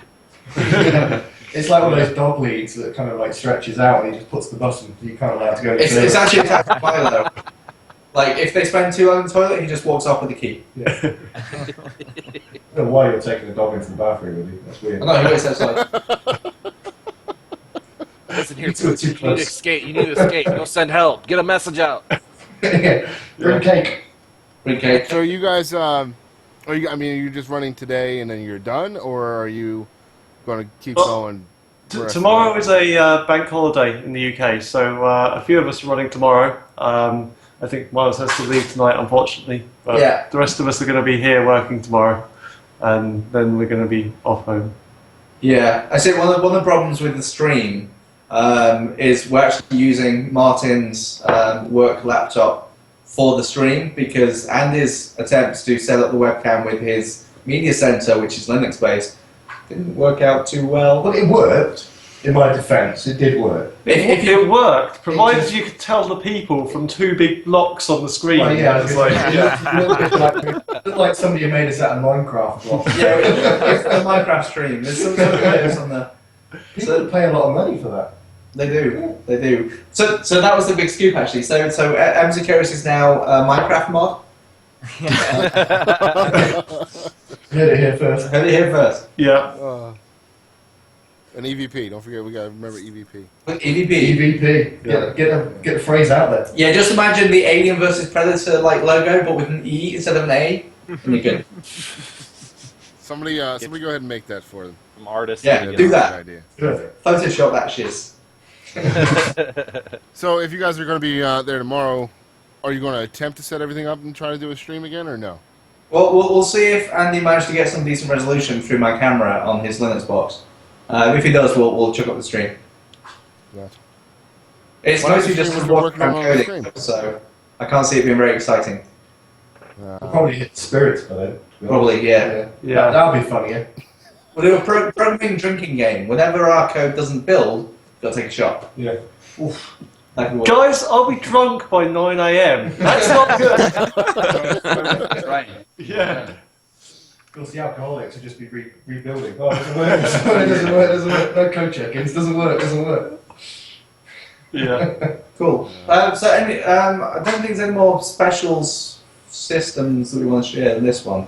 But any more random questions? Things we're semi-drunk right now. We're more likely to answer questions. Honestly. Honestly. For some value of honest. Some value. Where? Well, how about this question? Like, what is it like working on a game and you guys also have real life jobs? So I used to have friends. Now I just have colleagues. That's such a lie. No, I do a lot of contract work, which means my work comes and goes a lot. But I've tried to clear up a lot this month to come and work on the project. Although it's kind of like you try and work everything in between everything else. It kind of works sometimes. So the biggest issue I've had is like, while I've got an awesome day job, once you find something else that you have so much passion in, it becomes harder to do your day job. Oh, God, because you're just waiting to finish, so you can start working on. Just waiting for 5 o'clock to come along. Yeah. Caerus time. I find that a lot as well. It's like other work I have to do is like, do I really have to do this? I want to work on Embers. Yeah. So like we're so looking forward to the day when we manage to secure the funding that we can just focus full time and just really get our teeth into the project. So if anyone's out there with a nice big wallet that feels they want to invest a huge amount of money in us, well, I mean, we'd even a moderate amount of money right now would actually help. Like 6 months sabbatical. I'm quite expensive. You are quite I expensive. can pay you guys in cake. Okay, done. We know the house, a cardboard box and a cake. Throw in some Danish pastries and you've got a deal. A And we're going to feed the Milo, so. There you go. Yeah. As long as Milo can eat cake, that'll be alright. He eats better than we do, to be honest. He does. Yeah. He does. I've actually got a question for you guys individually now. What is the one thing that you're most excited about for this game? You know, the one thing that you just go, oh my god, that is incredible. Naval system, And it can't piracy. be cake. I want to be a pirate. I've always wanted to be a pirate. So I want to sail around in a boat and be a pirate. Yeah, we had to tell him to take off his ruffled shirt for this podcast. Yeah. It didn't seem very professional. Oh, You should see he's got a massive bag of pieces of 8 outside. yeah, absolutely. Yeah, all 8 of them, in fact. Yeah. So your naval systems, Mars? Just general exploration, really. Yeah. Exploring the untamed vastness. areas. Yeah. Unfettered wildness. I And thought we were going around the clock. And this is your no, I get to go last. Okay. On the box. Oh, because you're really fucking important, aren't you?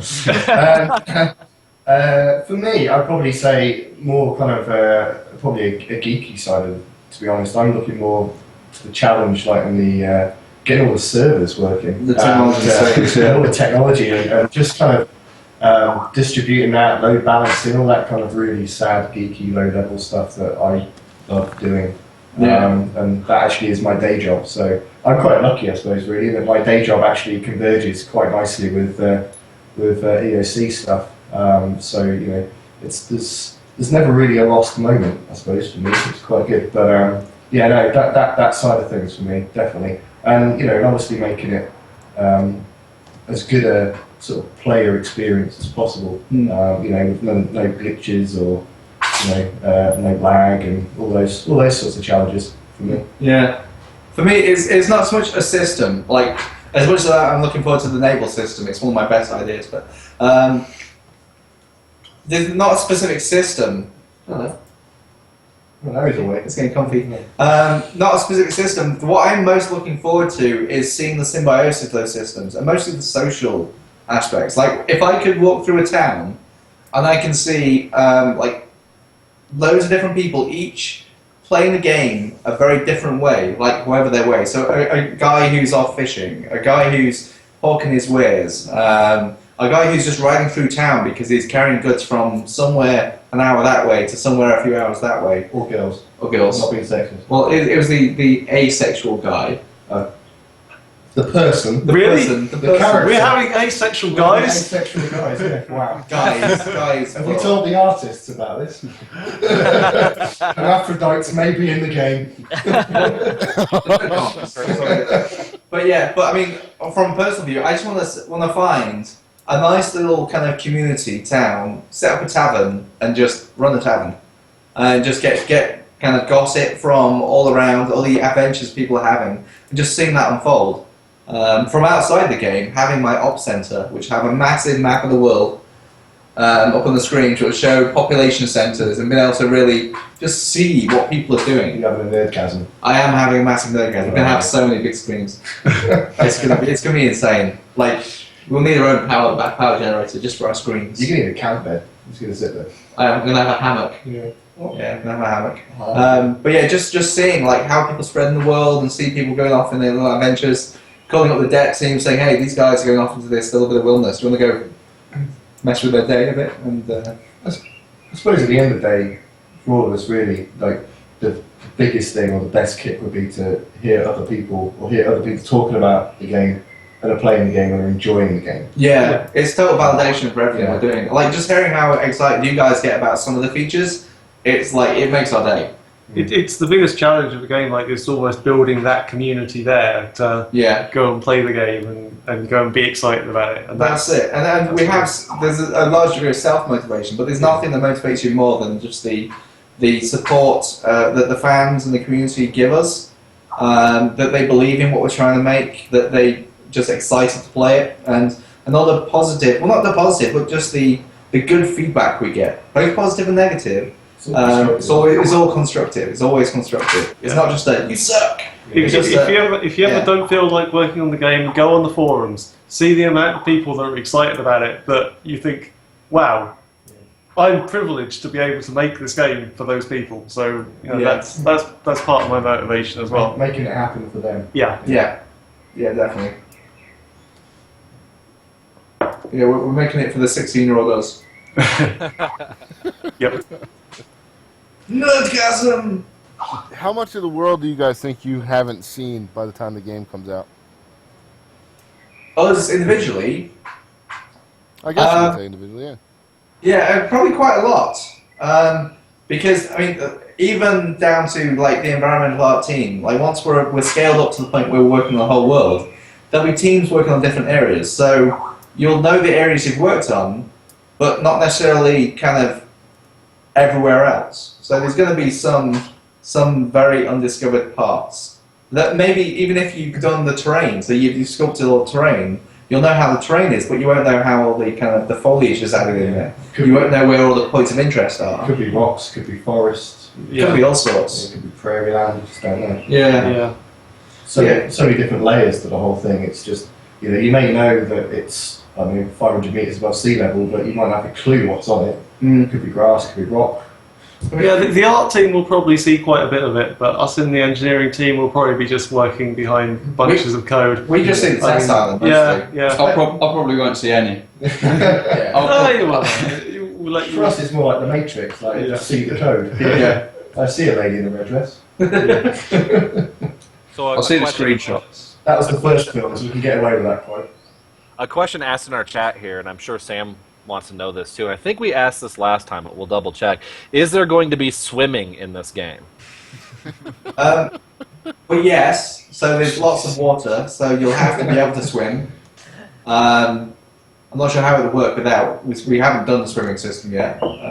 Let me clarify, your character will have to be able to swim. It's not a requirement for opening the game. This is true. Oh. This is true. I buy the game and you chuck it. I just buy the game and you chuck it in the ocean and go get it! Yeah. Well, you know. And also, if someone sinks your boat, you're a bit screwed if you can't swim. But I don't think it would be practical to swim from one continent to another. Theoretically, it would be possible. Somebody will try it. Someone will try it. Guaranteed. But the question is whether we put in like exhaustion systems. So you swim so far and you just can't swim anymore. Just big sharks. Mm. Big hungry sharks. I mean, if you had like a support boat with you, so you could hop on every now and again to recover and then hop back in and swim, like those guys that swim across the channel, you might be able to do it. Nice. I That'd think be a cool way to do like a no swimming area. Like if you go swim there, a shark just comes up and eats you. that's my. That's good. Yeah. Release a kraken. Big sharks. None of those invisible wall BS. Just a shark comes up and eats you. Be like, oh, can't go out there anymore. Yeah. Just one stock animation. Yeah. We definitely want to get rid of invisible walls. It's like so around the world. Dog on my arm. Around the world, there's obviously you could just sail out from the continent and keep on going. We could put an invisible wall there, but rather we've gone for this kind of circle of storms, which is the fallout from the magical apocalypse. So once you sail out so far, you hit this kind of circle of storms, and it doesn't stop you going further. Well, it kind of does, but it does so by killing you. It's kind of like a shark, really. Yeah. It'll basically just destroy your boat, and then you'll be floating around in this storm and die. With a whistle and a top up on your life jacket. So yeah, so more of a natural deterrent rather than just a brick wall. I don't like brick walls myself. There will be in the exploration demo. So in the exploration demo, we probably won't have swimming. So we'll probably put in invisible walls to stop you getting into the sea. But that isn't going to be a release feature at all. This is just for the exploration demo. I like this question that somebody asked, who Moldrantis asked. Have you guys considered how many people will be necessary to successfully accomplish the field of game that you're going for? How many people? So that's a very interesting question. Yeah. More than one. More than one, yeah. So there is the issue of spreading throughout the world and people playing at various play times and all the rest of it. So the aim is a target of 30,000 players on release. If you spread that among the number of towns, that's how many thousand that? 5,000? No. What are you asking? What's 30,000 between 12 towns? 2,500 each town. Yeah. Do math. Yeah, it's roughly 2,500 each town, which 2.6, Hang on, 2.7, I've got something like a that. calculator. Yeah. with the flying around, I can't do maths after this much ale. 12,000 divided by what? Divided by 12. No. 30,000. 30,000 divided by 12. Excuse us, we're doing calc here. 2,500. So average around about 2,500 per town, but with fluctuation at least 500,000 within the starter city. But to actually make it feel like a town, you probably need about 100 people spread around the town to at least have people there. In the Stars Towns, there will be a degree of NPC population, which will give you more of a feeling of population. But to actually have people starting spreading into the world, we definitely want to grow well beyond that kind of 30,000 original. Well, I suppose to actually answer the question specifically, you could just say there isn't really a number. Oh, there isn't, no. Because, I mean, when the USA was first settled, there wasn't that many people, and it was just massive open areas of land, and that's how it felt. To be fair, this is true. So I've said it before, actually remembering. So I've said before that if there were 0 players in the world of Caerus, the world of Caerus would still continue. The Brahmin will still wander the plains. Like the NPC's town will still kind of function as NPC town. The world will still be alive and progressing and doing its thing.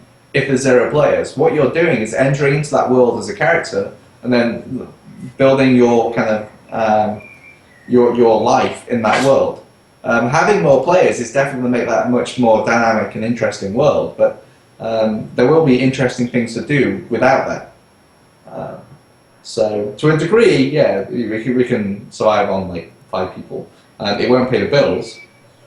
It would be rather crap as well, but it will be rather shoddy. Yeah. Well, okay. Especially if anyone was acrophobic. Yeah. But I think as little as 10,000, like 10 to 12,000, is sustainable for a population of the world, definitely. I think that's definitely achievable as well. Just might get a bit lonely. Might get a little bit lonely. Yeah, I mean, the people are going to complain that they go out into the wilds and there's nobody there. Like, I can't find anyone. Of course, you're in the middle of nowhere. I would rather have it that way than go out and just can't get away from people. You bump into people every 2 minutes. We definitely want to have the openness and undiscovered country feel of the world. Yeah. I mean, that brings me to a question I wanted to ask. I don't know if you guys have thought about this, but spawning, when you first create your character and spawning into the game, are you going to be in designated continents and cities, or are you going to be completely random around the world, depending on what continent you spawn on? Can you select what continent you want to spawn on? All that jazz. So, you remember we ran that Faction Wars competition. So this is basically it. So when you are creating your character, you pick one of those 12 factions. That, by virtue of your choice, determines your starter city and your starter continent and your race. And then from there you can go out and do whatever you want. But basically you pick one of those 12 when you're creating your character, and that will dictate your starting place as such. So, or more to the point actually, you choose where you want to start, and that dictates your race. It's kind of the other way around, isn't it? You don't just appear there and that's who you are. It's you choose who you want to be, and that's when where you appear. Yeah. It's one of the two ways. But yeah, so you basically choose one of the 12 starter cities. And then once you're there, you can either choose to align with that faction and work to help that faction, or you can split off on your own. You can go off wandering, you travel to one of the other factions and defect, whatever you want to do. But your starting point you choose from one of those 12 things. Assuming we release with all the continents, then yeah, there'll be those 12. Yeah. What about cannibalism? If I kill a player, can I eat them? To be determined. We're not sure what we're going to do with corpses. There's nothing to stop us, because, I mean, you kill a person, you kill an animal, it's pretty much the same thing, as far as we're concerned. Stop scratching my arm. So, there's nothing to stop us saying when you kill a person, they have a corpse with meat, and you can do whatever with the meat. It's not like we're promoting cannibalism, it's just we're providing the option for you to make use of that meat in some way. I don't know. Caerus does not endorse cannibalism. Yeah, do you think we should allow people to eat people? Is that something that will add to the game? I think it'd be cool to have a town of people who eat people. Who slowly go insane from meat poisoning? I think we should probably notify the police of people who decide to start eating people in the computer game. Well, just in case it spills I out don't to real know. life. I think Got a task for it. Yeah. I mean, we do have community members who have said they want to set up in the swamps of Napawanka and start a cannibal tribe. So that'd be amazing. Stranger things. That's what I'm kind of hoping for with this game, that because the world is so vast and people want to play differently, I want people to go into the little swamps and set their own cannibal things up. I want people to build their entire cities and have, say, like, pronounce themselves king of that little area and have to hold it. All those little things. Imagine that, just casually walking down, you go into the cannibal swamp. I mean, what are you going to do? You just... Warning, cannibals ahead. Run. So, run very fast. So this is the biggest thing of sandbox games, is because players are generating the content, that we're not dictating things to them, that this sort of stuff can happen. And that's the whole thing, really. And yeah, anything we can do to promote that is a good thing. I mean, it's good. So the community actually started a discussion with a poll, like, what do you want to be in Embers of Caerus? And it would be quite easy for that to get skewed onto, I want to go and be a PvP fighter, and that's all I want to do. Or I just want to be a crafter. But the comments of what everyone wants to be is so diverse. You've got people who just want to be a tavern keeper, people who want to be a priest, a guy who just wants to wander the lands and chronicle things. Like, it's a world of opportunity, and that's the whole thing. Like, Caerus is a god of opportunity, and that's the whole point behind the game, is to provide people that rich land of opportunity, that if they want to play a game, however they want to play, and be that person, we're giving them the tools and the environment in which they can do that. Yeah. Awesome. I just like the openness of the game. I like I never do, actually yeah. knew that Caerus was the god of opportunity. So, Yeah, Caerus. Yeah. We've all learned something today. yeah. Oh well. Lean12345 asked a question. He's so the game is going to be classless, which I don't think it is, right? Well, yeah, there won't be any specific classes. Yeah, Okay. it's just it's skills that you build your own thing. Yeah. Oh, right. Okay. He says, one thing I would love to see is stealth gameplay, but if you have that, is there going to be dual wielding so you can be like an assassin mage or a battle mage? Well, that's like 4 questions in one. So, is there stealth? Can I dual wield? And can I use magic and stab things? Yes. Yes, I think. Okay. That's a cheeky question. So, there won't be stealth, but lots of things like the first person view camera and stuff help stealth mechanics. And as for kind of specific stealth mechanics, one of my big influence is Thief, Deadly Shadows, the old school Thief game. And how that can affect, maybe not with players, so players may not be less likely to see you, but like NPC guards and things like that. And also the inclusion of things like disguises, which, unless you get too close, will disguise your name and to a degree your appearance and things like that. So that side of stealthy style gameplay, definitely. Dual wielding all goes into the combat system. We definitely want to be able to have that. So yes. And also, because it's skill-based, like there's nothing to stop you being able to fight with a sword and with magic. If you're able to learn how to be a mage, which is going to be not simple. Pretty difficult. Yeah. But yeah, there's nothing to stop you doing all of that stuff together. Focusing will get you better at something, but there's nothing to stop you fighting with a weapon, learning mage skills, being a great fisherman, all that side of things. But insofar as like stealth, it's about keeping to the shadows, using foliage, and approaching from behind someone. Because it's first-person view, they can't see behind themselves. All that kind of fun stuff. So that puts it back into player skill rather than character stealth mechanics. Yeah, I imagine because night is actually night in this. Isn't Yes. It's like pitch black. Yeah, Do you know very much how? so. Do you know how long? Have you decided on how long the day cycles will be? Because with DayZ, we all know, for those who played it, it was pitch black at night, and that was one of the things that was so exciting about it. But obviously, because it used real time, a lot of the time when people came in after work, they were constantly just on night servers and stuff like that. Is it going to be like 24 hours, or is it going to be like half a day, or No, do you have any idea?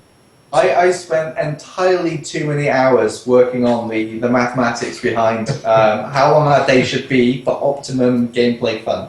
So the length of the day is structured such that the whole day-night cycle is like 5 hours and 20 minutes or thereabouts, of which there'll be, depending on time of year, between like an hour and 45 and like an hour and a quarter of night.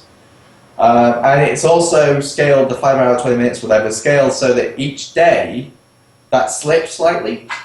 So that if you logged in at 7 o'clock every night, each night of the week, you would log in at a different time of day, every day. And that cycle actually wraps around for 365 days. So if you logged in on the 1st of January at a certain time, it would be exactly the same time of day in Caerus, 1st of January the next year, and it would slip slightly each day throughout. So Why do it simply? why do it simply Yeah. Difficult. when you can over-engineer But it? it does have the advantage of letting us having a Christmas party every year at the same time. That it does. Yeah, so like public holidays will fall exactly the same Caerus time of year every year, so we can sync in. Well, not to take like Christmas and make a Caerus Christmas, but we can have an in-game event or in-game celebration with in-game lore that happens to fall within the Christmas holidays because people are going to be off work and have time to play. So give them something fun to do. Because as we know, no one likes to spend Christmas with their families or anything No. stupid like No, that. no. So That'd be really dull, wouldn't it? exactly. It would be dull. That's why I just want to stare at an LCD screen instead. That's what I want to do. Yeah, with your Yeah, digital families panel. are overrated. With nobody who talks back to me. That's all. Yeah, why do you want to have Christmas dinner with your family where you could be chopping wood and building your log cabin on a hill? Exactly. Yeah, absolutely. Or hang out in my tavern and shoot Or the hang shit. out with the tavern going for his wenches. You know, Dave's it's the pub landlord. Hell yes. Hey, speaking of tavern, how's the progress coming along with the tavern setup? So the tavern, it was going to be our first big deliverable. So we were going to spend time on our web-based kind of IRC-like one, but we decided, because of some of the slips with our deadlines, that getting the exploration demo out was the first priority. As soon as we have that out, we're actually going to build on that for the tavern, because the tavern has lots of networking functionality and stuff. We want to have basic character customization so you can distinguish yourself from other people. So that's probably going to be the deliverable after the exploration demo, at which point we have the tavern. We want to build quite a big tavern so we can have lots of people in there. And then kind of release that as the next one after the exploration, which will probably be, what are we in now? June? No, we're still in May. Definitely still in May. We're almost in June. Probably towards Christmas time, I think we'd get to that point. But there's some other stuff between now and then, which will contribute to whether or not that's actually going to happen at that point. That Wouldn't have been working perfect. yeah, we have some things. So we're currently in the situation where we're looking at our next funding goal, which we may be releasing more news on in the near future. Particularly interesting for those who may have missed our original Kickstarter, that may be looking at ways to contribute to the project. And that's all I'll say at this time. Cool. I have to say, Go ahead. speaking of taverns, just watching the video of them downing that box of ale is making me feel. Yeah! Actually, putting I that need to away. get another one, so I'll... Cheers! I like the idea that it's in a kitchen. box. We've got another one in the kitchen. Yeah. That one's only, what, 5%? Yeah, this one is actually like 4.2%. Yeah. The one we've got in the kitchen is 7.2%. It's 7.6. Andy thought it was a good idea to buy that for a dev weekend when we're all supposed to be programming and hard at work. It's called 4 Yeah, Kings. this is the first time you guys got together. You can do it again later. Yeah, I mean, I'll have to- yeah. I mean, I'll to have be to send you guys some Texas moonshine made with Everclear. shine. Yeah. Yeah, no, one of the guys from the community who donated some money to the project actually got a comment on his donation saying, "Please use this on beer and wenches." So We've got the beer, we just hope the wenches will follow. yeah, Assuming they like ale. yeah, and more drunk people. So if you know any wenches, Yeah, in the Cheltenham area that like ale. Tom, send them some wenches, please. I'm afraid I don't know any wenches in the Cheltenham area, sorry. Yeah, oh, Well, terrible. they'll take Welsh wenches. they're all Yeah, wet. we'll take them. I don't think Andy will take Welsh wenches. I went to university in Wales, so Which one? Which uni? Aberystwyth. Oh, Aberystwyth. That was Yeah. fun. They're speaking. It's like watching Avatar and the blue people are speaking. Like, what the hell? Just making up words. He still has his Velcro gloves. Yeah. And my oversized wellies to get the back feet into. Oh, I think we've been away from this. yeah, it's push back from the edge. Oh. Moving swiftly on. How about anything else you guys want to quickly add before we wrap up for today? Don't think so. Muscles and characters. Sorry, Slayer just asked, do the muscles and characters progressively get bigger? That comes down very much to our character creation system, which our graphics guy is currently working on. So, to be determined. Sorry. That'd be cool. Just checking else. Big fat. Mutilation. Yes. We should make fat pirate kings that don't have a boat. We just swim in the ocean and wait for people to. Then we wouldn't be by. fat. No, float we around just something float. sat Just top of float. your Oh, paddle. okay. people would save us on their boat, and then we can attack them. Hell yeah. I like this. So you're it's going just questions I want to wrap up before we go. So the one about mutilation, it does stop resurrection. Yeah, you have to go to a new body. And what else we got? Wenches with armor that doesn't look like bikinis, very much so. If you haven't seen the, if you go to our website mscaris.com, go to media, go to assets. I think assets or renders. There's actually a female Thirsian guard in full armor there, and you'll see that it's sexy but not revealing. So you can see what our stance is on armor. Armor has to actually cover stuff. It's like the Aaron Summers of the Yeah, it has to cover stuff, but it can't. It doesn't mean it has to look unattractive. So, and that's it. Yeah. So I think that's us. Yay! All right, if you guys want to check these guys out, Take it they're on off. Twitch. They're on Twitch right now, twitch.tv/UKBelch. You can check them out at embersofcaerus.com. Follow them on Twitter at Embers of Caerus. What else am I missing? You guys got Facebook too, right? We do. Facebook.com/embersofcaerus. There you go. Did I miss anything else? Oh, if you want to become a Platinum Club member, I'm actually going to put that link in our show notes. Dan posted it on the Twitch channel. It's up some, so you have to scroll up a little bit.